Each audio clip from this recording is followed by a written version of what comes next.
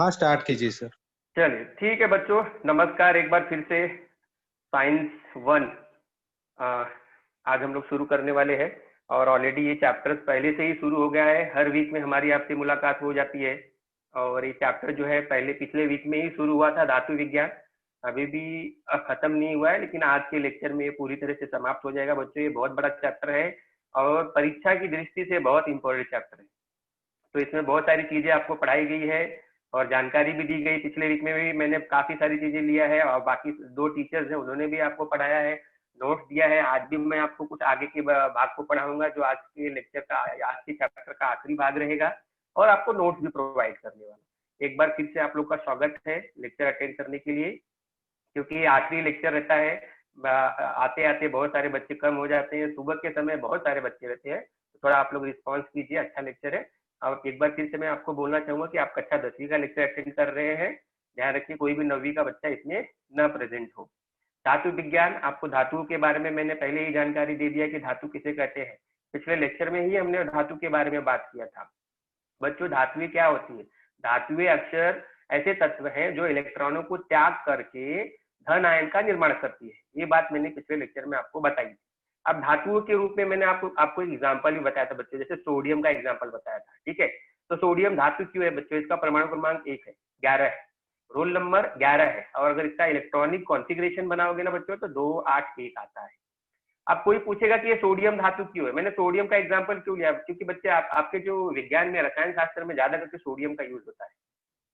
Sodium के बारे में बहुत सारे क्वेश्चन पूछे जाते हैं, इसलिए सोडियम का नाम मैंने लिया। अभी जो सोडियम है ना बच्चों, जिसकी आखिरी कक्षा में कितने इलेक्ट्रॉन है तो देखोगे तो एक ही इलेक्ट्रॉन है। तो जिन तत्वों के अंतिम कक्षा में, जिन तत्वों के परमाणु के अंतिम कक्षा में 1, 2 और 3 इलेक्ट्रॉन होते हैं, कितने बच्चों? 1, 2 और 3 इलेक्ट्रॉन होते हैं, तो वे अपने इलेक्ट्रॉनों को खो देती हैं। अब इलेक्ट्रॉनों को खो देने के बाद वो धन आवेश का निर्माण करती हैं। ठीक है, इसके अपोजिट में, इसके विरुद्ध में आप धातु की भी परिभाषा देख सकते हैं। ऐसे तत्व के परमाणु जो इलेक्ट्रॉनों को लेते हैं, ग्रहण करते हैं और ऋण आवेश का निर्माण करते हैं। ठीक है, तो ये तो पुरानी बात है जो मैंने आपको पिछले लेक्चर में बताया।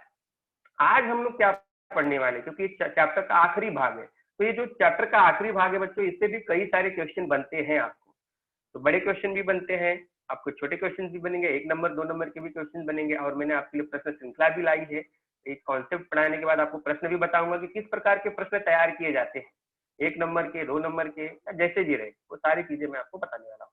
देखिए, सबसे अच्छा चीज ये है कि आपको जानना जरूरी है कि ये हम पढ़ने वाले क्या है, घटक क्या है, आज का टॉपिक क्या है। तो बच्चों आप धातु विज्ञान के अंतर्गत आज पढ़ोगे धातु का क्षरण, करोजन ऑफ मेटल जिसको बोलते हैं, और क्षरण रोकने के तरीके। ठीक है, prevention of corrosion of metals, धातु का क्षरण और क्षरण रोकने के तरीके, इनके संदर्भ में आप जानकारी प्राप्त करने वाले बच्चों। आप जो धातु के क्षरण रोकने के तरीकों के बारे में जानकारी प्राप्त करोगे तो इसके अंदर कई सारे एग्जाम्पल है, वो मैं आपको स्लाइड के अंदर दिखाऊंगा। तो सबसे पहले हमें धातु का क्षरण क्या होता है उसके बारे में जानकारी प्राप्त करनी पड़ेगी। क्षरण का मतलब होता है करोजन। करोजन का मतलब क्या होता है बच्चों? जैसे कोई भी धातु रहती है, जब नई नई लोगे, ठीक है, अब कोई लोहे की पाइप ले लो या कोई भी लोहे की बनी हुई वस्तु ले लो, दरवाजा ले लो, ग्रिल ले लो, तो कुछ दिनों के बाद आप देखोगे कि उसके ऊपर कुछ ना कुछ जमा हो जाता है। लाल रंग का आप कुछ ना कुछ उसमें जमा हुए देखोगे, या उसकी क्वालिटी कम हो जाती है। समझ में है कि नहीं? तो उसको हम क्या कहते हैं? क्षरण कहते हैं। क्या कहते हैं? क्षरण कहते हैं। अब इस क्षरण को अच्छी तरह से समझने के लिए बच्चों क्या देखेंगे हम लोग? कुछ चित्र देख लेते हैं। जैसे यहाँ पे कोई पाइप दिखाई गई है, आप अच्छी तरह से पाइप को देख लीजिए। तो धीरे धीरे बच्चे, जब आपने इसको खरीदा होगा, जिन्होंने खरीदा होगा, वो पाइप ऐसे ओरिजिनल नहीं रही होगी, लेकिन धीरे धीरे क्या होता है, उसके अंदर जंग लगता है। सीधे शब्दों में बताऊं कि जंग लगता है। जंग क्या होता है आप लोग को अच्छी तरह से मालूम है। जो धातुएं होती हैं, जैसे लोहे की बनी हुई वस्तुएं होती है, तो उनके ऊपर क्या लगता है? जंग लगता है। अब आपको कोई क्वेश्चन पूछेगा कि सर ये जंग क्यों लगता है, तो देखिए बच्चों, ये जो धातुएं होती है ना, हमेशा पर्यावरण के संपर्क में रहती है। पर्यावरण के संपर्क में रहने का मतलब हमेशा पानी के संपर्क में रहती है, और वातावरण में जो भी गैसें हैं, वो वाष्प हुआ या गैस हुआ या पानी हुआ, जो भी है उसके, या कोई अम्ल हुआ, जो भी कुछ प्रेजेंट रहेगा वातावरण में, उनके संपर्क में धातुएं आ जाती है। तो संपर्क में आने के बाद क्या होता है बच्चों? इनके बीच में प्रतिक्रिया होती है, धीरे धीरे प्रतिक्रिया होती जाती है, और धीरे धीरे इनका क्षरण होते रहता है, या इनके ऊपर जंग लगती रहती है। तो धीरे धीरे इनकी क्वालिटी या इनका जो लुक रहता है, अपीयरेंस रहता है, वो धीरे धीरे क्या होता है? गायब हो जाता है। इसे और अच्छे से समझने के लिए बच्चों ये देख लीजिए, आप सरिया देख लीजिए, बिल्डिंग में उपयोग किया जाता है। अब जब आप सरिया खरीदते हो बच्चे तो ऐसा कैसा देखोगे तो कैसा रहता है, अच्छा दिखता है, बट कुछ दिनों के बाद उसके ऊपर देखोगे तो आप लालिमा कलर का बोल सकते हो, है ना, थोड़ा सा लालिमा कलर का जो रहेगा उसके ऊपर एक लेयर बन जाती है, एक सतह बन जाती है। अब ये सतह क्या होती है बच्चों, ये सतह ही जो बनती है ना, इसे ही हम लोग क्या कहते हैं, रस्टिंग। रस्टिंग का मतलब होता है जंग लगना। और किसी भी वस्तु के ऊपर अगर जंग लग गई है बच्चों तो उसका क्षरण होना जरूरी है। क्षरण होना मतलब क्या, धीरे धीरे उसकी क्वालिटी खत्म हो जाएगी। वो जितना मोटा रहेगा, जितना बड़ा रहेगा, धीरे धीरे उसमें से उसकी लंबाई हुई, चौड़ाई हुई या मोटाई हुई, जो भी कुछ है, धीरे धीरे वो क्या हो जाएगा, कम होने लगेगा। उसको हम लोग क्या बोलते हैं, करोजन, यानी क्षरण बोलते हैं। लेकिन क्षरण तभी लगेगा बच्चों जब उसके ऊपर क्या लगता है, जंग लगता है। ठीक है। और एक उदाहरण के लिए देख लीजिए, जैसे आपने कभी देखा होगा, ये देखिए ट्रेन के डब्बे हुए क्या हालत हो गई, देख लीजिए आपने कहीं कहीं देखा होगा, अगर आप जाते होंगे स्टेशन वगैरह पे तो ऐसे ट्रेन के डब्बे दिखाई देते होंगे। देखिए क्या हालत हुई, क्या शुरुआत में ऐसा रहा होगा, ट्रेन का डब्बा क्या ऐसा रहा होगा, नहीं रहा होगा। देखिए धीरे धीरे उनका क्षरण, क्षरण का मतलब देखिए कैसी क्वालिटी हो गई है, धीरे धीरे वो टूटने लगे हैं, फटने लगे हैं, उनकी क्वालिटी चली गई है, जो उनका देखने वाला अपीयरेंस है, लुक है, वो चला गया है, उसके ऊपर जंग लग गई है। ठीक है, कलर भी बदल गया है। तो ये सारे कारण क्या है, ये क्षरण के जो बेसिक कारण है वो है करोजन। क्षरण के जो बेसिक कारण है वो जंग लगना। ठीक है। चलिए अभी देखिए, अभी हम लोग धातु का जो क्षरण है बच्चों, उसके अंतर्गत किन किन बातों के बारे में हम लोग अच्छी सारी जानकारी प्राप्त करने वाले। देखिए, तो पहले मैं आपके सामने कुछ क्वेश्चंस रख देता हूँ जिसके बारे में हम लोग जानकारी अगले स्लाइड में यानी आज के लेक्चर में प्राप्त करने वाले। तो सबसे पहले क्या है बच्चों, धातु का क्षरण, करोजन ऑफ मेटल जिसको बोलते हैं। देखिए, करोजन ऑफ मेटल में क्या हुआ बच्चों, वो मैंने आपको बताया कि कैसे धातु का क्षरण होता है, कैसे जंग लगती है। तो जैसे पहले ही क्वेश्चन था क्षरण क्या है, तो उसके लिए मैंने आपको डायग्राम दिखाया कि जो क्षरण का मतलब होता है वस्तु की जो क्वालिटी रहती है, जो उसका लुक रहता है, अपीयरेंस रहता है, धीरे धीरे क्या होता है, कम हो जाता है, उसके ऊपर क्या लगती है, जंग लगती है, क्वालिटी खराब हो जाती है। ठीक है, तो ये तो हो गया क्षरण। आपने निम्नलिखित बातों का निरीक्षण किया है क्या? देखिए, अभी निम्नलिखित बातों का निरीक्षण किया है मतलब कैसा, जैसे देखिए, इमारतों के लोहे के पुराने सरिया हुआ, या बहुत समय से साफ न किए हुए तांबे के बर्तन। देखिए, तांबे के बर्तन पे भी ये सब चीजें मिलेंगी आपको। अब चांदी के गहने या मूर्ति जो हवा के बहुत दिनों से, हवा में बहुत दिनों से खुली पड़ी रहती है या बहुत दिनों से हवा के संपर्क में रहते हैं। ठीक है, या पुराने पड़े हुए वाहन, जो वाहन के संदर्भ में मैंने जैसे आपको ट्रेन का बात किया, ऐसे कभी कभी गाड़ी घोड़ा भी रहते, जैसे जीप हुई या ट्रक हुए, काफी दिनों तक ये चल नहीं रहे हैं, ऐसे पड़े हुए, तो अगर आप उनको देखते हो 2 साल के बाद, 5 साल के बाद, तो आप कहीं ना कहीं उनके अंदर कुछ फर्क पाओगे। उनका जो क्वालिटी रहेगा, उनका जो लुक रहेगा, अपीयरेंस रहेगा, कहीं ना कहीं उनके ऊपर फर्क मिलने वाला है आपको। ठीक है, इसके साथ साथ देखिए एक और 2-3 क्वेश्चन और पूछे गए, सारी जानकारियां हम इस आगे वाले स्लाइड में पाने वाले हैं। हवा में खुली रखी चांदी की वस्तुओं पर कुछ समय बाद काली और तांबे की बर्तन हरी परत जम जाती है। सही बात है। देखिए, अगर आपने देखा होगा, चांदी के बर्तन देखे होंगे, चांदी की वस्तुएं देखी होंगी, या तांबे के बर्तन देखे होंगे, तो इन सभी के ऊपर क्या होगा, कुछ दिनों के बाद आप देखोगे ना, तो ये जिनके अंदर जो इनका ग्लो रहता है, जो इनके अंदर चमकाहट रहती है, जब आप खरीदते हो तो इनके अंदर चमक पाई जाती है, वो चमक धीरे धीरे कम हो जाती है। बच्चों, अगर आप चांदी के बर्तन की बात करोगे, ठीक है, तो काली पड़ जाती है। चांदी का बर्तन जो रहता है बच्चों, क्या होता है, काली पड़ जाता है। और तांबे का बर्तन जो रहता है उसके ऊपर हरे रंग की परत लग जाती है। तो ये भी किसकी वजह से होता है, क्योंकि वो बर्तन हमेशा हवा के संपर्क में रहता है। संपर्क हवा पानी के या वाष्प के संपर्क में रहता है, जिसके कारण उनके बीच में प्रक्रिया होती है, रिएक्शन होता है, जिसकी वजह से उनके ऊपर एक नई लेयर बन जाती है, नई सतह बन जाती है। देखिए, इसी के साथ शुद्ध सोना या प्लैटिनम हमेशा चमकदार रहता है। देखिए, ये बहुत इंपॉर्टेंट उदाहरण है कि जो सोना हुआ या प्लैटिनम हुआ, इनके ऊपर कुछ प्रभाव नहीं पड़ता है। तो ये जो धातुएं रहती है हमेशा चमकदार क्यों बनी रहती है, क्योंकि ये हमेशा ये भी संपर्क में रहती है हवा के ऊपर।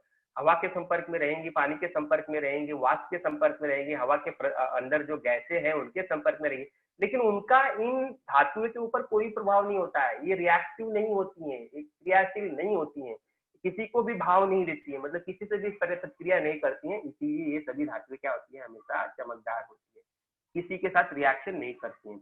लेकिन अगर उसी की जगह बच्चों आप अगर उसका उदाहरण ले लोगे, चांदी का ले लोगे या तांबे का ले लोगे या लोहे का ले लोगे ना बच्चों, तो ये क्या करते हैं, ये हमेशा हवा में खुला रहने के कारण ये तुरंत हवा के जो वाष्प रहेंगे, उनके अंदर गैस रहेंगे, जो भी कुछ रहेगा, उनके साथ वो प्रतिक्रिया करके अपनी क्वालिटी या अपीयरेंस या उनका जो ग्लो रहता है, चमकाहट रहती है, वो धीरे धीरे उनकी खत्म हो जाती है। ठीक है, तो अगर आपको कोई क्वेश्चन पूछे बच्चों कि सोना और प्लैटिनम हमेशा चमकदार क्यों रहते हैं? तो इनको आप बोल सकते हो कि हवा के किसी भी कण के साथ इनकी प्रतिक्रिया नहीं होती है, या किसी भी हवा का जो तापमान हुआ या उसका दाब हुआ या हवा के अंदर जो भी कुछ विद्यमान है उनका इनके ऊपर कोई असर नहीं होता, इसलिए हमेशा चमकदार है।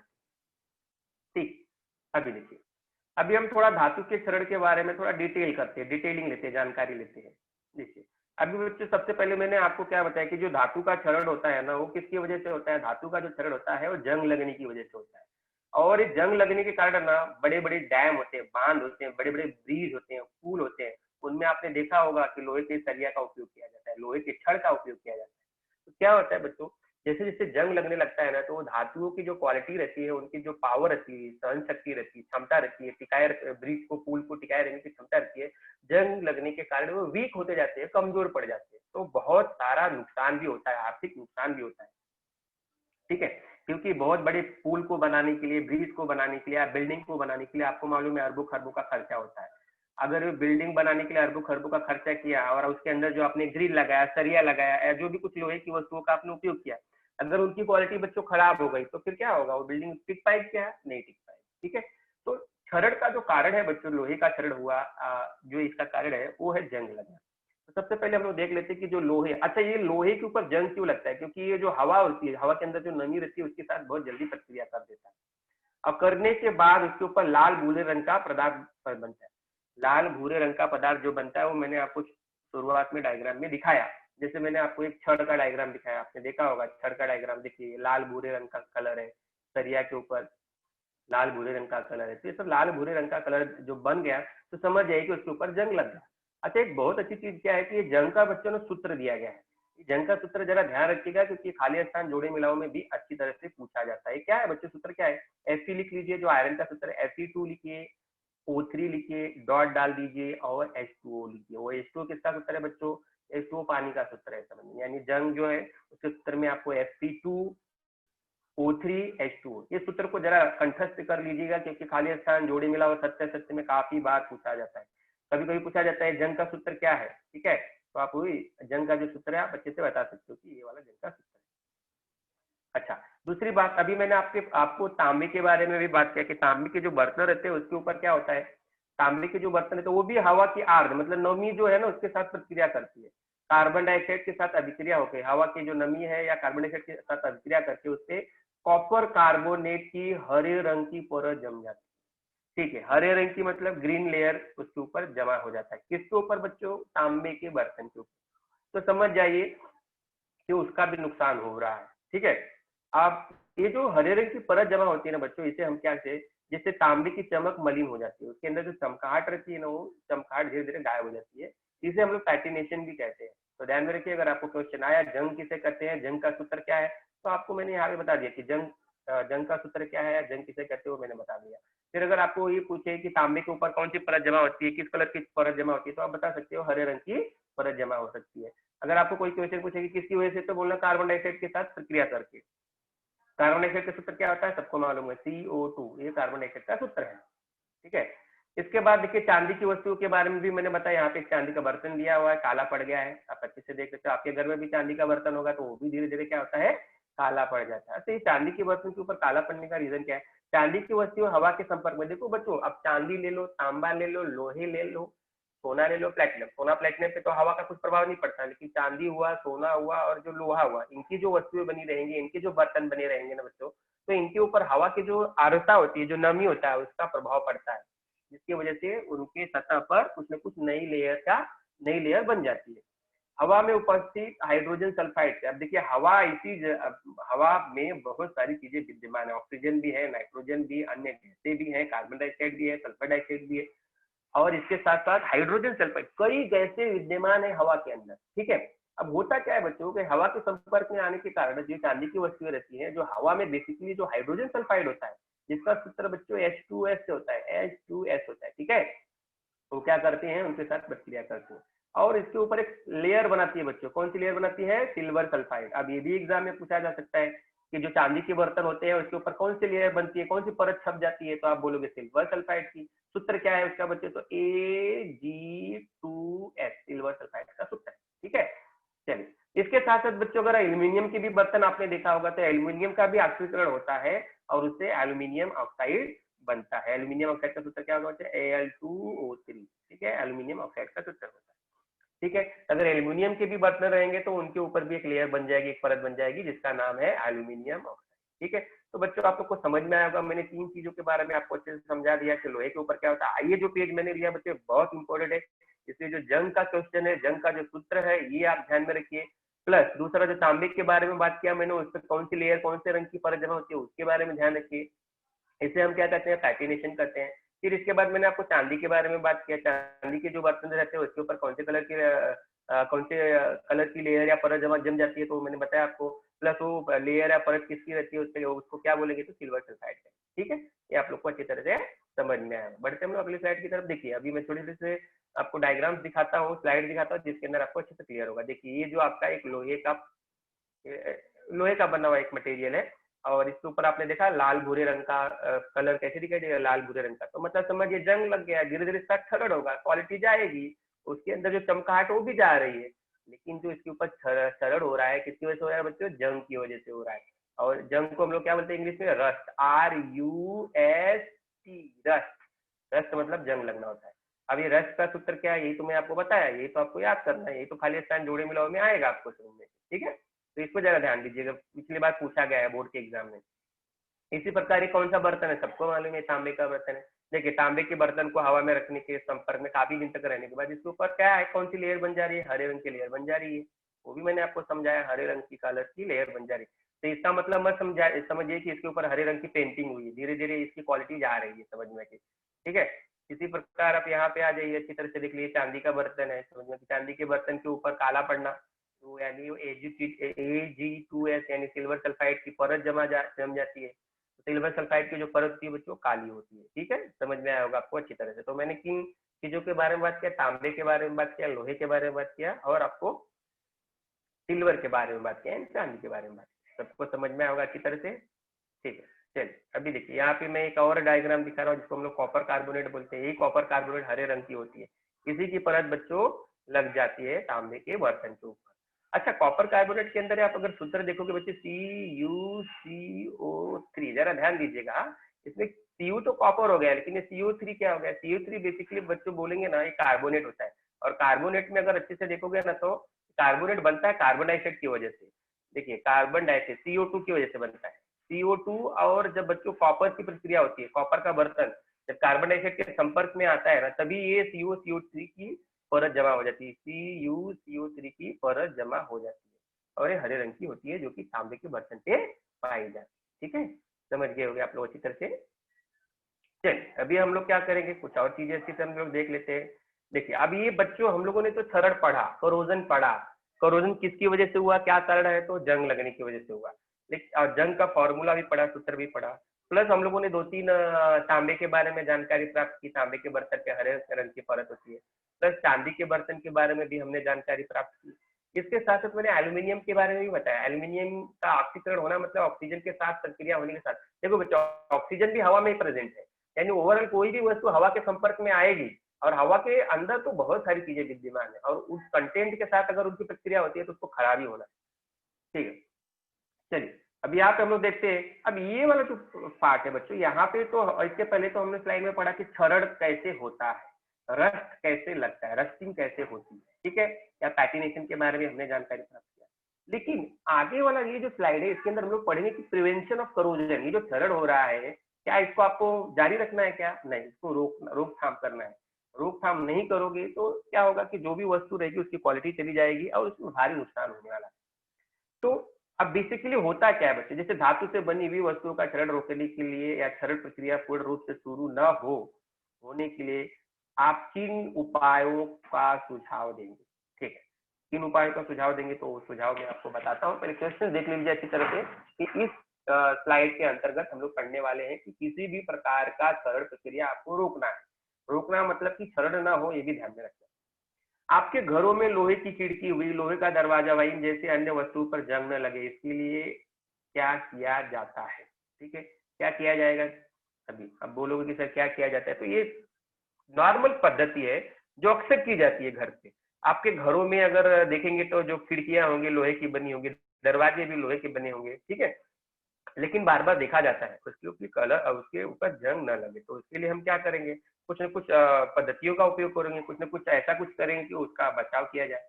ठीक है, तो अच्छा, बचाव करने का कार्य क्या है, क्या क्या कर सकते हैं बच्चों। तो सबसे पहले क्या होता है, देखिए अभी जो धातु को आपको बचाना है, तो धातु के पृष्ठभाग पर किसी पदार्थ की परत चढ़ाना, जिससे हवा और वाष्प और ऑक्सीजन का धातु से संपर्क रोक कर उनमें अभिक्रिया न हो। देखिए बच्चों, अगर मेरे पास कोई धातु है, जैसे मेरे पास ये धातु है, लोहे की एक धातु है, अब मुझे इसे बचाना है, तो मुझे मालूम है कि इसे मैं काफी दिन तक अगर हवा में रख दूंगा तो क्या होगा, हवा के साथ प्रक्रिया करके धीरे धीरे इसके ऊपर जंग लग जाएगा। लेकिन अगर मैं इसके ऊपर कोई दूसरी परत लगा देता हूँ, कोई दूसरी इसके ऊपर परत लेयर लगा देता हूँ, ठीक है, तो क्या होगा, लेयर लगाने से क्या होगा बच्चों, इसके ऊपर परत लगाने से क्या होगा, किसी दूसरे धातु की परत बोल रहा हूँ, तो ये जो हमारा जो धातु है, जो ओरिजिनल धातु है जिसे हमें बचाना है, वो बच जाएगा, क्योंकि उसके ऊपर आपने किसी दूसरे धातु की परत लगाई है, तो वो खराब होगा या नहीं भी खराब हो सकता है, लेकिन हमारा जो धातु है बच्चों, वो क्या रहेगा, बच जाएगा। तो सबसे पहला आसान तरीका क्या है बच्चों, क्या करना चाहिए आपको, अगर किसी भी धातु को छड़ से बचाना है, या कोई आपके घर में ग्रिल है या खिड़की है, जो लोहे के दरवाजे है, जो जिनके ऊपर जंग लग सकती है, तो आपको सबसे पहले उसके ऊपर क्या करना है, इस बात पे किसी दूसरी परत को चढ़ा देना है। अच्छा, परत चढ़ाने का मतलब क्या है, जैसे धातु के पृष्ठभाग पे आप रंग लगा देते हो, तेल लगा देते हो, ग्रीस लगा देते हो, है ना, वार्निशेस कर देते हो, उसको साफ सफाई करके केमिकल्स लगा देते हो, तो ये सब क्यों किया करते हो। एक छोटी सी बात कहूंगा बच्चों कि आप जो अच्छे से जानते हो कि हमेशा आप घरों में दिवाली के वक्त जो दरवाजे रहते हैं उनको पेंटिंग किया जाता है, ब्लैक पेंटिंग लगाया जाता है।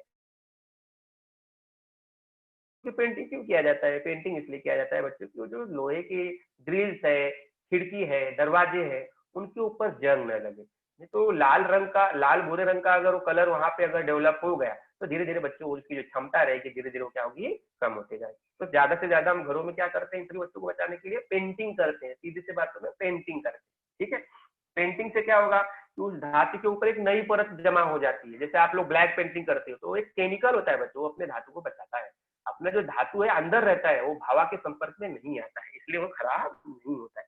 इसलिए आप देखोगे हर 1-2 साल के बाद ग्रिल होगी, खिड़की दरवाजे, इनके ऊपर पेंटिंग किया जाता है। ठीक है, चलिए, अभी इसके बाद बच्चों ये सब तो जनरल मेथड हो गई, ये नॉर्मल मेथड होगी, जिसकी वजह से हम लोग क्या कर सकते हैं, किसी धातु को बचा सकते हैं। तो अगर आपको किसी को जानकारी, अगर क्वेश्चन आता है कि किस प्रकार कर सकते हो, तो ये बेसिक जानकारी है कि उसके ऊपर ये सब चीजें लगा लगा के आप उसको रोक सकते हो। लेकिन कुछ और प्रक्रिया होती है बच्चों, जिनका उपयोग करके भी आप क्या कर सकते हो, धातु का क्षरण रोक सकते हो। अब मैं जो प्रक्रियाओं के नाम बताने वाला हूँ, 3 से 4 प्रक्रिया, ये बहुत इंपॉर्टेंट है बच्चों, इनको जानना बहुत अनिवार्य है। ठीक है, बहुत इजी है, लेकिन जानना जरूरी है, क्योंकि इनके ऊपर बच्चों क्वेश्चन पूछा जाता है, इसलिए आपको जानना जरूरी है। तो सबसे जो इजी है बच्चों, जो सबसे पहला जो प्रक्रिया है, वो है जस्ते का विलेपन। अब इसमें क्या होता है बच्चों, देखिए सबसे पहले आपको क्या करना है कि जैसे कोई लोहे की चमकदार कील है, लोहे की कोई चमकदार कील है, या पिन है, या पेपर है, अच्छा, पेपर पिन है, ऐसी कोई भी वस्तु है जो लोहे की बनी है, तो आप क्या करोगे बच्चों, उसके ऊपर एक परत लगा दोगे, और वो परत क्या रहेगी, जस्ते की रहेगी, वो परत क्या रहेगी, जस्ते की रहेगी, उसके ऊपर लेयर लगा दोगे जस्ते। ठीक है, अब जस्ते की लेयर लगाना ही क्या कहलाता है, जस्ते का विलेपन। उसके ऊपर आपने, क्योंकि जिस वस्तु को आपको बचाना था उसके ऊपर आपको क्या करना है, जस्ते का परत लगाना। बच्चों आप नहीं लगा पाओगे, जहां इंडस्ट्री होती है वहां पे लगा के आता है, आप नहीं लगा सकते घर पर, आप खाली पेंटिंग कर सकते हो उसमें। ठीक है, ये सब इंडस्ट्रियल लेवल वर्क है, आप नहीं कर सकते हो घर पे। ठीक है, तो इसे हम क्या कहेंगे, जस्ते का विलेपन। अब यहाँ क्वेश्चन आता है कि जस्ते को ही क्यों लगाते हैं, तो क्यों, क्या होता है बच्चों कि आपकी जो लोहे की वस्तु होती है ना, उससे जस्ते का जो परत लगाओगे वो सस्ता होता है। आप अपने लोहे की वस्तु के लिए 100 रुपया खर्चा किया है, समझ लीजिए, लोहे की वस्तु के लिए 100 रुपया खर्चा किया है, और जस्ते के लिए मात्र 10 रुपया खर्चा किया। अगर आपने लोहे की वस्तु पर ये कुछ भी नहीं लगाया तो आपका 100 रुपये का नुकसान होगा।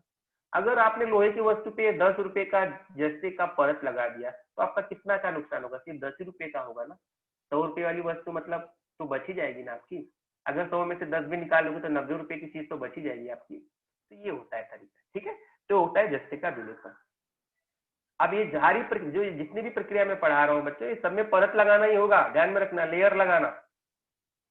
अब दूसरा जो है बच्चों, एक मिनट, स्लाइड पर भूल गया, स्लाइड जरा जूम कर देता हूँ ताकि आप लोग को अच्छे से दिखाई दे। अगला है बच्चों टीन की परत चढ़ाना, ये भी इंपॉर्टेंट है। मैंने क्या बोला, अभी जो भी आप पढ़ने वाले हो, अगर क्षरण रोकना है जिस धातु का, तो उसके ऊपर परत चढ़ाओ। परत अलग अलग तरह की होती है, जैसे मैंने आपको जस्ते की परत कहा, अब आप टीन की परत देख लीजिए। तो बच्चों जो टीन की परत होती है ना, इसमें क्या होगा, पिघली हुई टीन की परत दूसरी धातु पे चढ़ाई जाती है। अभी समझो मेरी ये धातु है, फॉर एग्जाम्पल ये धातु है, इसके ऊपर आपको परत चढ़ाना है, लेयर चढ़ाना है, ठीक है, टीन की बनी हुई रहनी चाहिए। आता है कलई करना, क्वेश्चन आता है बच्चों, कलई करना किसे कहते हैं? किसी भी धातु को बचाने के लिए अगर आप उसको टीन की परत चढ़ाते हो तो उसे कलई करना कहते हैं। लेकिन ये भी क्वेश्चन है कि ये कलई करना किन धातुओं पर हो सकता है, तो तांबे तथा पीतल के बर्तनों, तांबे तथा पीतल के बर्तनों पे बच्चों आपकी टीन की परत चढ़ा सकते हो, ये ध्यान में रखिए, इससे बच जाएगा। और परत चढ़ाना ही कलई कहलाता है, ठीक है। अच्छा, इसके अच्छा एक चीज है कि तांबे तथा पीतल के जो बर्तन है बच्चों, हरे रंग की परत जमा होती है, वो आपको अच्छे से मालूम है, मैंने बताया कॉपर कार्बोनेट का लेयर हो जाता है, जमा हो जाता है। हरे रंग की ये परत विषैली होती है, जो परत जमी होती है ना बच्चों, अगर आप तांबे का बर्तन है तो अक्सर घरों में तांबे के बर्तन में दूध दही यही सब रखा जाता है, ठीक है, छाछ भी रखा जाता है। तो ये जो बर्तन ऐसा रहेगा बच्चों और उसके ऊपर हरे रंग की परत जमा हुई है, तो ऐसे बर्तनों में मट्ठा, कढ़ी या खट्टे पदार्थ रखने पर टकैले हो जाते हैं, ठीक है।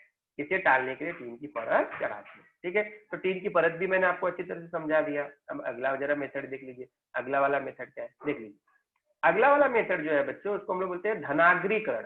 देखिए एनोडाइजेशन, ये भी बहुत आता है क्वेश्चन में, इंपॉर्टेंट इंपॉर्टेंट है बच्चों। धनाग्रीकरण का मतलब क्या है, इसमें भी आपको धातु को बचाना है, धातु के ऊपर परत चढ़ाना है, लेकिन इसमें आपको क्या करना रहेगा, विद्युत अपघटन पद्धति द्वारा लेयर चढ़ाना रहेगा। अब ये क्या होता है बच्चों, विद्युत अपघटन पद्धति में बच्चों दो इलेक्ट्रोड होते हैं, एक धनाग्र होता है, एक प्लस का काम करता है, एक ऋण का काम करता है, ठीक है। अब जो धनाग्र रहेगा बच्चों, जो प्लस रहेगा, उसी पे आपको अपनी धातु को रखना है, यानी ये वाला देख लीजिए, ये आपकी धातु है, ये प्लस वाले इलेक्ट्रोड का काम कर रही है। आप प्रक्रिया के द्वारा जब इसके अंदर विद्युत धारा प्रवाहित किया जाता है, इस पात्र के अंदर विद्युत धारा प्रवाहित किया जाता है, तो जो धनाग्र में हमारी धातु है उसके ऊपर एक लेयर जम जाती है, परत जम जाती है, ठीक है। और ये परत जो होती है बच्चों ऑक्साइड परत कहलाती है, क्या कहलाती है, ऑक्साइड परत कहलाती है, ठीक है। और यही ऑक्साइड परत क्या करती है, उस पृष्ठभाग की रक्षा करती है और धातु का क्षरण रोकने में मदद करती है, ठीक है। तो ये हो गया धनाग्रीकरण, ठीक है, क्लियर हो गया, इंपॉर्टेंट है, सबको समझ में आ रहा होगा। अच्छा, ये बेसिकली किसके लिए, जब एल्यूमिनियम का धनाग्रीकरण किया जाता है, तो एल्यूमिनियम का है, अगर एल्यूमिनियम एल्यूमिनियम एल्यूमिनियम का उपयोग आप कर सकते हो धनाग्रीकरण करने के लिए, तो यानी या धन वाले इलेक्ट्रोड पे आप एल्यूमिनियम की छड़ को रख दीजिए या धातु को रख दीजिए, प्रक्रिया चालू होगी, प्रक्रिया चालू होने के बाद उसके ऊपर उसके सतह पे एक परत जमा हो जाएगी, जो एल्यूमिनियम ऑक्साइड की परत रहेगी और उसका संरक्षण हो जाएगा, ठीक है। हाँ, देखिए इसके बाद बच्चों आता है विद्युत विलेपन पद्धति। अभी विद्युत विलेपन पद्धति क्या है, देखिए इस पद्धति में विद्युत अपघटन, विद्युत अपघटन क्या होता है बच्चों, जब विद्युत अपघटन का मतलब होता है इलेक्ट्रिक करंट के जरिए पूरी प्रक्रिया कराई जाती है। जैसे विद्युत सेल है, तो इसके अंदर विद्युत धारा प्रवाहित की जाती है। अब इसमें है क्या, ये प्रक्रिया विद्युत विलेपन की प्रक्रिया क्या है, देखिए जैसे चांदी का कोई पात्र है, चांदी का हमने एक धातु ली है, यहाँ पे एक इलेक्ट्रोड पे चांदी की धातु ले ली, ठीक है, और दूसरे इलेक्ट्रोड पे बच्चों ये है चम्मच है, ठीक है, उसको ऋणाग्र पे ले लिया। अब क्या होगा बच्चों, ये जो ये अपना चम्मच है, इसको चांदी नुमा बनाना है, इसके ऊपर चांदी की परत चढ़ानी है, ठीक है। तो क्या करना पड़ेगा आपको, विद्युत विलेपन की प्रक्रिया अपनाना पड़ेगा, ठीक है। तो इसमें भी क्या होगा, एक लेयर का फॉर्मेशन हो रहा है, एक लेयर जमा हो जा रही है, इसको इलेक्ट्रोप्लेटिंग भी कहा जाता है, ठीक है। तो ये प्रक्रिया किसके किसके लिए उपयोग में आती है बच्चों, चांदी विलेपित चम्मच के लिए, सोना विलेपित गहने के लिए। आपने बहुत सारे गहने भी देखे होंगे जिसके ऊपर सोने का पानी चढ़ाना बोलते हैं ना, इस पे सोने का पानी चढ़ा हुआ है, एक्चुअल सोना नहीं रहता है, लेकिन सोने का पानी चढ़ाया गया रहता है, तो वो इसी प्रक्रिया से होती है, विद्युत विलेपन या इलेक्ट्रोप्लेटिंग की प्रक्रिया, ठीक है। इसके बाद का जो आता है बच्चों प्रोसेस क्षरण रोकने के लिए, उसको हम सम्मिश्रीकरण बोलते हैं, एलॉइंग बोलते हैं। अब ये सम्मिश्रीकरण क्या होता है बच्चों, जब आप किसी धातु को, ध्यान में रखिए, किसी ए धातु को बी वाले धातु से मिला देते हो, तो क्या होता है, सम्मिश्रीकरण, एलॉइंग होता है। एलॉइंग का मतलब होता है एक धातु को किसी दूसरे धातु से या एक धातु को किसी दूसरे अधातु से मिलाना, मिक्स करना और एक नए पदार्थ का निर्माण करना, ठीक है, उसे हम लोग क्या कहेंगे, एलॉइंग। अब बच्चों एलॉइंग में क्या होता है कि वो जो भी कुछ नया बनेगा ना, जैसे ए प्लस बी, ये दोनों तैयार होंगे तो हमारे पास एक सी बन जाएगा। ये सी मजबूत रहेगा क्योंकि इसके अंदर दो लोग मिले हैं, ए मिला है, ए धातु मिला है, और बी धातु, बी धातु भी हो सकता है, ठीक है। तो इससे इसका क्वालिटी बढ़ जाएगा, इसका क्षरण नहीं होगा। इसके एग्जाम्पल के लिए आप देख सकते हो, जैसे ब्रॉन्ज है, उदाहरण के लिए ब्रॉन्ज, अभी ब्रॉन्ज कहने के लिए, ब्रॉन्ज का आपने सुना होगा, ब्रॉन्ज पदक है ना, सुना होगा, ब्रॉन्ज पदक, कांस्य पदक, एक सब नाम सुना है। ये ब्रॉन्ज होता है बच्चों, इसमें क्या होता है, ये 90% तांबा होता है और 10% स्टील, इससे बना हुआ ऐसा मिश्र है। ठीक है, अब मैं कहने के लिए तो ब्रॉन्ज कहूंगा, लेकिन एक्चुअली वो बना किससे है, ये बना है आपको दो धातुओं से, एक तांबा से और एक टीन से बना है। तांबे की मात्रा कितनी रहेगी, 90%। अच्छा, टीन क्यों मिला दिया, क्योंकि टीन मिलाने से और तांबा मिलाने से इनका जो क्वालिटी है बढ़ गई, इनकी जो अवरोधक क्षमता है वो बढ़ गई, इनका क्षरण जल्दी नहीं होगा, इनके ऊपर जंग नहीं जल्दी से लगेगी। ठीक है, तो मूर्तियों को बनाने के लिए, पदक बनाने के लिए, या ऐसी कुछ वस्तुओं को बनाने के लिए जो हवा के संपर्क में काफी देर तक रहने वाली है, इसका उपयोग किया जाता है। ब्रॉन्ज से बने हुए पुतले धूप और बारिश से भी सुरक्षित रहते हैं। ठीक है, हवा और पानी से दाग न लगने वाले और जंग न लगने वाली स्टील, देखिए स्टील का बर्तन देखा होगा आप लोगों ने, देखा होगा घर में स्टील का बर्तन, स्टील का बर्तन में क्या रहता है बच्चों, जरा देखिए, 74% लोहा, देखिए 18% क्रोमियम और बच्चों 8% कार्बन, इससे बनाया जाता है। और इन तीनों को बनाने से आपका बनता है स्टील, और स्टील को हम सम्मिश्र बोलेंगे, एलॉइज बोलेंगे, मिश्र धातु भी बोल सकते हैं बच्चों, मिश्र धातु भी बोल सकते हैं। आजकल सिक्के बनाने के लिए विशिष्ट प्रकार के सम्मिश्र बनाए जाते हैं बच्चों। सिंगे सिक्का देखा होगा आपने, चांदी का सिक्का, 1 रुपया 2 रुपये वाला आपने देखा होगा, जो चांदी का बना रहता है, वो बेसिकली वो स्टील का ही बना होता है। अब स्टील बोलने के लिए स्टील है, लेकिन वो कितनी धातु से मिलकर बना है वो देख लीजिए, कितने कंटेंट से बना है, उनका परसेंटेज देख लीजिए। तो बच्चों यहाँ पे मैंने आपको दो सम्मिश्रीकरण, मतलब दो मिश्र धातु के बारे में आपको मैंने जानकारी दी। एक ब्रॉन्ज, जरा ध्यान रखिएगा उसका कंटेंट क्या है, 90% तांबा है, 10, ये परीक्षा की दृष्टि से इंपॉर्टेंट है, जोड़े मिलाओ के लिए भी आता है। और इसके अलावा बच्चों आपको क्या करना है, एक और नाम मैंने बताया, स्टील का नाम बताया, उसके अंदर 70% लोहा होता है, 30% क्रोमियम और 8% कार्बन होता है। सभी का इसमें उपयोग होता है, तो कॉइन या सिक्कर बनाने के लिए उपयोग किया जाता है। अब बच्चों जो आखिरी भाग है इस चैप्टर का, वो मैं बता देता हूँ जानने के लिए, जानकारी के लिए, कि सम्मिश्र में एक धातु पारा हो, देखिए A+B, ध्यान में रखिए, अगर हमने कोई मिश्र धातु बनाई है सम्मिश्र, उसमें से E, दोनों में से A या B में से कोई भी एक क्या है, पारा हो, पारा का सूत्र क्या था, मरकरी, जिसको बोलते हैं Hg बोलते हैं, तो उसका नाम क्या हो जाएगा बच्चे, उसे हम लोग पारस सम्मिश्र कहेंगे, अमालगम कहते हैं। इसी प्रकार सोडियम अमालगम है, जिंक अमालगम है। सोडियम अमालगम मतलब सोडियम के साथ आपका पारा रहेगा, पारा मतलब Hg। पारा कहाँ रहता है, थर्मोमीटर में देखा है आप लोगों ने, थर्मोमीटर देखा होगा, तो उसके अंदर जब उसको टेम्परेचर राइज होता है तो पारा रहता है, पारा ऊपर जाता है। इसी प्रकार अगर रजत पारस सम्मिश्र का उपयोग हो तो अधिकतर दंत, अच्छा, जो रजत होते हैं वो सम्मिश्र का उपयोग किसके लिए होता है, दंत चिकित्सक, जो दांत वाले डॉक्टर होते हैं वो इसका उपयोग करते हैं। इसी प्रकार सुवर्ण वाले जो रहते हैं, जिसमें गोल्ड का उपयोग किया गया रहता है, वो सोने के निष्कर्षण के लिए किया जाता है। ठीक है, तो ये तो रहा आपका कंटेंट। अब इसके बेस पे बच्चों मैंने कुछ प्रश्न श्रृंखला आपको दिया है, छोटे छोटे प्रश्न, जैसे जंग का सूत्र क्या है तो आपको मैंने पढ़ाते वक्त ही बताया, कलई करना किसे कहता है वो भी मैंने आपको बताया, टीन की परत लगाते हैं। पारस सम्मिश्र किसे कहते हैं, जब पारा रहता है दो धातुओं में। धनाभिकरण किसे कहते हैं वो भी प्रक्रिया मैंने आपको समझाया। थर्ड प्रतिबंध के कोई 2 उपाय बता दीजिए, 4-5 बताया, उसमें से कोई 2 बता दीजिए, कभी कभी 3 भी लिखने के लिए आता है। सोना हमेशा चमकदार क्यों होता है वो भी मैंने बताया, क्योंकि हवा के किसी भी कंटेंट के साथ, कण के साथ या नमी के साथ उसकी प्रतिक्रिया नहीं होती है। ठीक है, तो ये आपका ये आज बेसिकली ये आज का जो चैप्टर था बच्चों, ये पूरी तरह से धातु विज्ञान जो है पूरी तरह से समाप्त हो चुका है। ठीक है, तो आपको कोई भी डाउट हो, कुछ भी है तो आप पूछ सकते हैं। हाँ सर, मयेकर सर। हाँ, जयकर सर वो सर हाँ हाँ सर, हाँ। हाँ Jaykar sir, Jaykar sir, chapter finish हो गया है। बच्चों को कुछ डाउट अगर श्रृंखला है, सेशन है तो बोल सकते हैं, उनकी ओके लाइन सर। खोल सकते हैं। हाँ बच्चों, किसी को कुछ पूछना है तो आप अपना हाथ ऊपर कीजिए।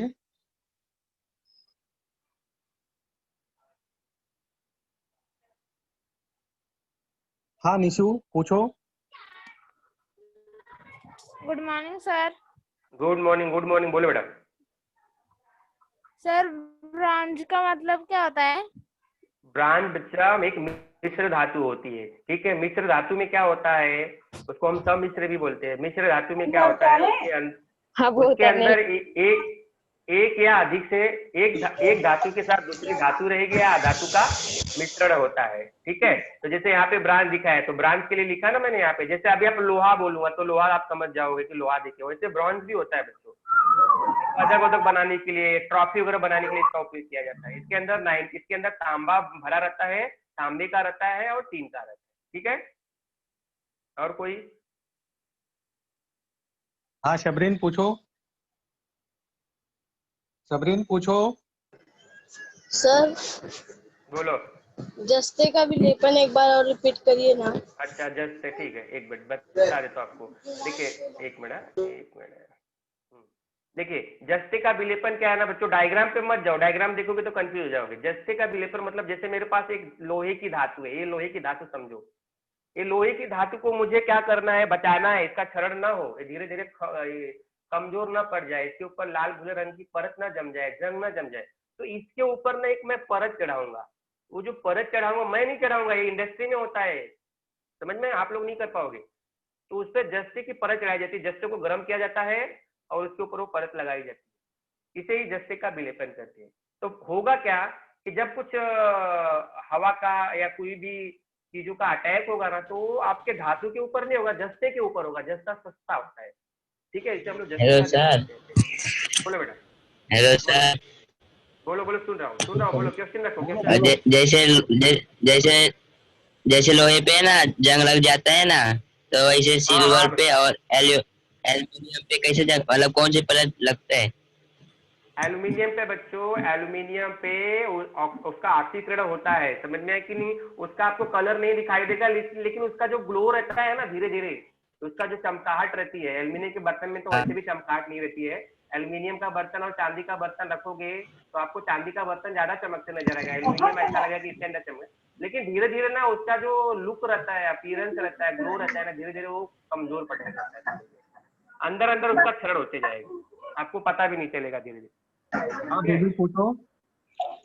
सर इसके बगल वाली जरा स्लाइड आप दिखाइए ना, एक सेकंड। ये वाली? नहीं मतलब जो जस्ते का विलेन था ना। अच्छा, रुको, जस्ते का विलेपन, हाँ बोलो, ये वाला बोलिए। हाँ बोलो। हाँ सर, इसमें ये जो धनागरीकरण है ना, इसमें का मुझे मतलब थोड़ा नहीं समझा है। बता रहा हूँ। देखिए आपको क्या रहता है धनागरीकरण में, ये इलेक्ट्रोड है, इसके ये जो सेल है, विद्युत सेल है, विद्युत सेल में दो इलेक्ट्रोड होते हैं, एक इलेक्ट्रोड धन का काम करता है, एक इलेक्ट्रोड ऋण का काम करता है। ठीक है, तो धन के ऊपर आपकी धातु को लटका दिया जाता है उस विद्युत सेल के अंदर, बरोबर, क्लियर हो गया?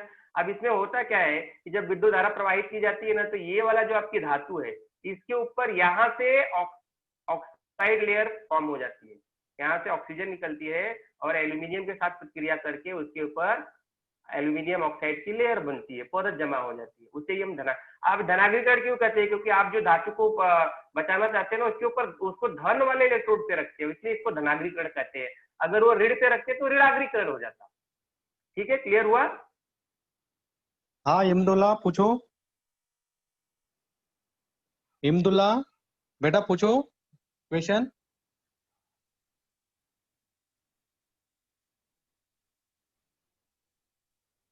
और कोई है? हेलो। हाँ पूछो बेटा हेलो सर। इमदुल्ला। बोलो। सर हम लोग बोलो, सुन। प्लेट में जो खाना खाते हो उसमें क्यों नहीं जंग लगता सर? कौन से प्लेट में खाते हो? मिट्टी के बर्तन वाले की बात कर रहे हो कि चाइना मिट्टी के बारे में? कौन सी प्लेट है, कि चांदी की, कि तांबे की, कि किसकी बनी रहती है, वो बताओ तो ना। ऐसे सब खाते हो वाले साधारण प्लेट?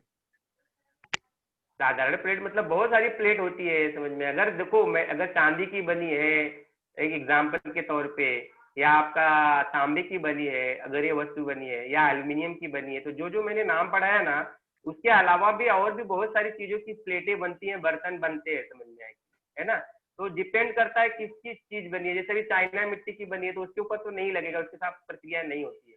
ना होने का कारण यह है कि हवा के अंदर जो कण है, हवा के अंदर जो यही है मॉइस्चर है, आर्द्रता है, नमी है, अगर उसका एक्शन नहीं हो पाया, वो रिएक्शन नहीं कर पाई, प्रतिक्रिया नहीं कर पाई, तो खराब नहीं होने वाली है बच्चे। और प्रतिक्रिया कर गई तो खराब हो जाएगी। और खराब होने वाली वस्तु कौन सी है? मैंने बताया, जैसे लोहा की बनी है, तांबा की बनी है, चांदी की बनी हुई कोई चीज है ना, या एल्यूमिनियम की बनी, ये सारी वस्तुएं जल्दी प्रतिक्रिया करती है, इसलिए जल्दी खराब हो जाती है। अगर वो खराब नहीं हो रही तो मतलब वो हवा से उसके ऊपर कोई प्रभाव नहीं है। बोलिए आगे।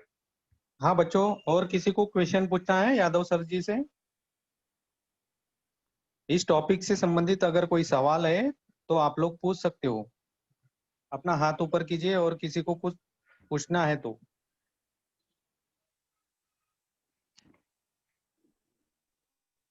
हाँ निर्जला पूछो बेटा। सर धातु तो हमेशा धनाग्रह होता है ना, बोलो। हाँ तो फिर तो सर उसका ऋणाग्रह कैसे कर सकते हैं? मैं आपको एग्जाम्पल दिया है, ऋणाग्र पे नहीं डाल सकते। मैं ऐसा बोला कि वो धन पे रखने की वजह से उसको धनाग्रीकरण बोलते हैं, समझ में? ठीक है, धनाग्रीकरण नाम कैसे आया वो मैंने आपको बताया। और कोई क्वेश्चन बताया, पूछे। हाँ और किसी को कुछ क्वेश्चन पूछना है बेटा, हाथ ऊपर कीजिए। Thank you sir. Okay okay, धन्यवाद धन्यवाद हाँ धन्यवाद। शांति पूछो। Hello, good morning sir. Good morning good morning. बोलो शांति। हेलो। बोलो, हाँ सुन रहा हूँ। पूछो क्वेश्चन बोलो, क्वेश्चन बोलो। पूछो बेटा। शांति, क्वेश्चन बोलो। टाइम नहीं है, शांति क्वेश्चन बोलो फटाफट।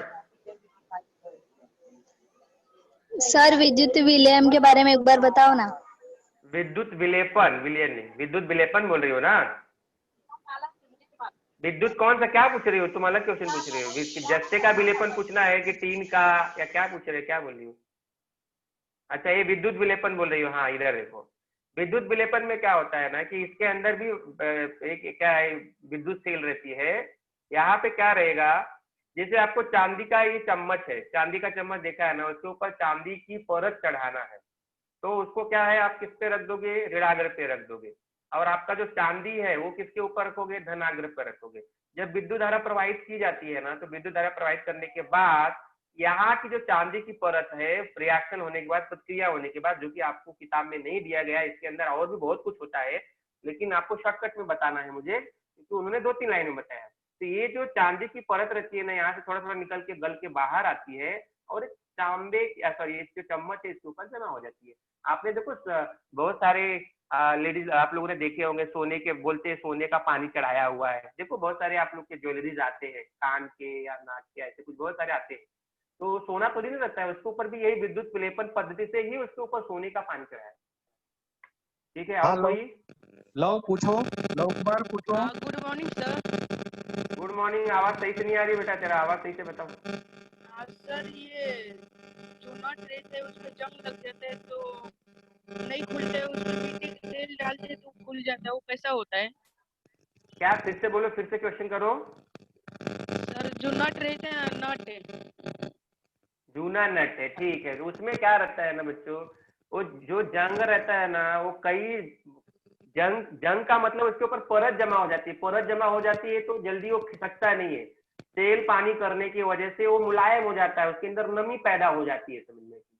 और जो तेल पानी ग्रीसिंग करते हैं ना, वो जो जंग रहता है उसको काटता है। जैसे आप साबुन से कपड़ा धोते हो तो आपके साबुन की मैल को साबुन काटता है, तो वही हालत होती है। तो धीरे धीरे थोड़े से जो जंग लगे रहते हैं वो हल्के से निकल जाते हैं, इसकी वजह से वो ढीला हो जाता है। हाँ और सबरीन कोई? पूछो, सबरीन पूछो बेटा। सबरीन खान पूछो बेटा, अपना माइक ऑन करो।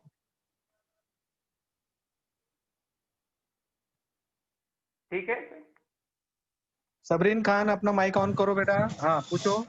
सर कलाई करना किसे कहते हैं? बच्चा देखो, आपको किसी भी धातु के ऊपर अगर टीन की परत लगाओगे, टीन की परत, टीन जैसे लोहा होता है वैसे टीन धातु है बेटा, टीन की परत लगाओगे तो उसको कलई कहते हैं। कलई करना समझना, ठीक है? Okay sir.